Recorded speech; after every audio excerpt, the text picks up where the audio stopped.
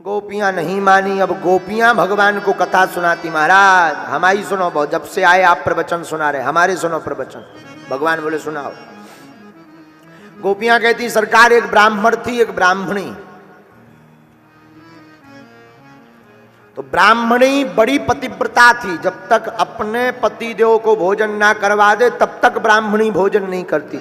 ये नियम है, पत्नी को पति का बचा हुआ प्रसाद पाना चाहिए, शिष्य को गुरु का बचा हुआ शीत प्रसाद पाना चाहिए, और पुत्र को पिता का बचा हुआ शीत प्रसाद पाना चाहिए। धर्म है ये। तो ब्राह्मणी का धर्म था पहले पति को भोजन, बाद में आप। और आजकल जमाना उल्टा है, पहले खुद डकार लेती हैं, बाद में जय जय सीताराम। हाँ, पहले के जमाने में अभी भी कई जगहों पर ऐसा देखने को मिलता। हम तो आंखों से अपनी माताजी को देखते हैं। हमारी माताजी जब रोटी बनाती हैं तो पहली रोटी गाय को, अंतिम रोटी कुत्ता को। लेकिन आजकल कुछ अंग्रेजन आई तो पहली रोटी खुद खा जाएंगी, अंतिम रोटी खसम के लिए। तो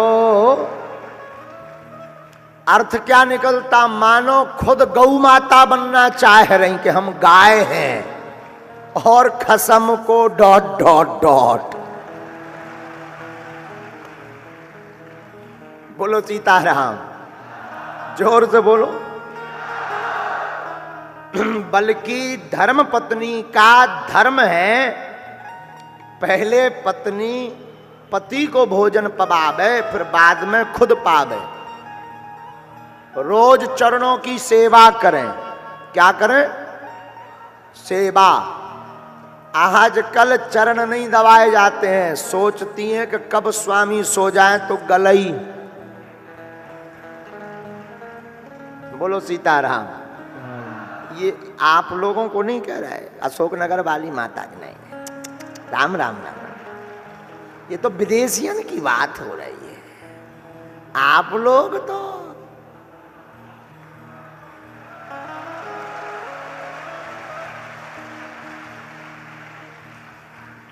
क्योंकि अभी हमें कल तक कथा करनी है कि काल दे बिलना दे चिमटा, बागेश्वर सरकार मुर्दाबाद। आफत हो जाए गरीब आदमी, बेचे ही तो हमारे नाव के पुतला फूकत राहत, बेचे ही तो आए दिन पुतला फूकत है। एक ना एक कोनो ना कोनो, कोनो ई मैदान में, कोनो रामलीला मैदान में पुतला फूक भी लगो। एक जने हम पकाते बोले महाराज जी आपके इतने पुतला काय फूक रहे हैं? हमने कहा ये आदमी जिंदा नहीं फूक पा रहा तो पुतला फूक रहा हो, क्या दिक्कत है? पुतला में क्या दिक्कत है? तो बोले उससे होगा क्या? हम कहीं पुतला से होता थोड़ी है कुछ, उल्टी आयु बढ़ती है। और हमने फिर उन व्यक्ति को भी समझाया, हमने कहा केशव जी, हमने उनको कहा सुनो, मरने के बाद तो कई फूके होंगे, हम सब भारत के वो आदमी हैं जिनको जिंदा होते हुए पुतला बनाकर फूका जा रहा।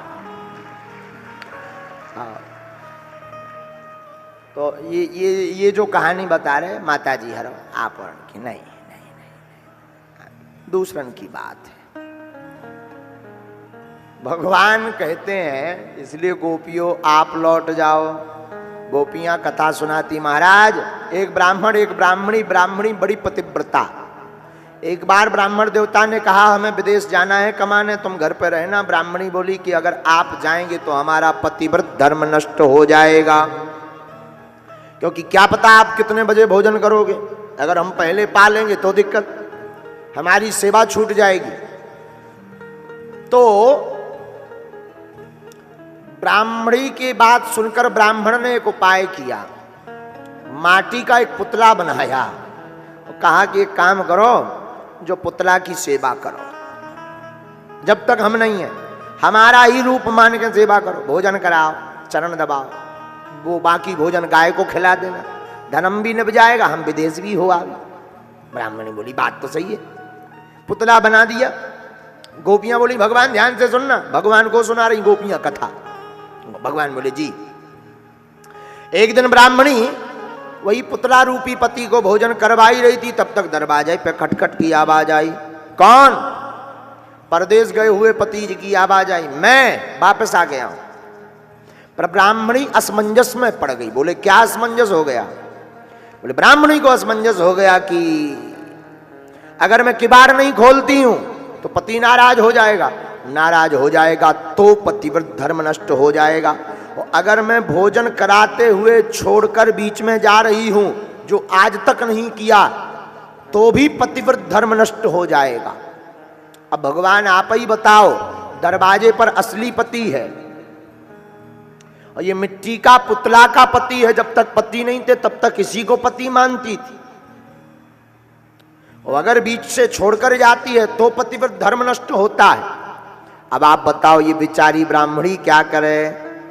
भगवान बोले सीधा सीधा उपाय है, कोई अलग उपाय थोड़ी है। चित्र की पूजा तब तक की जाती है जब तक चरित्र ना हो। अगर कोई चरित्र में आ जाए तो बाकी बची पूजा चरित्र की कर देनी चाहिए।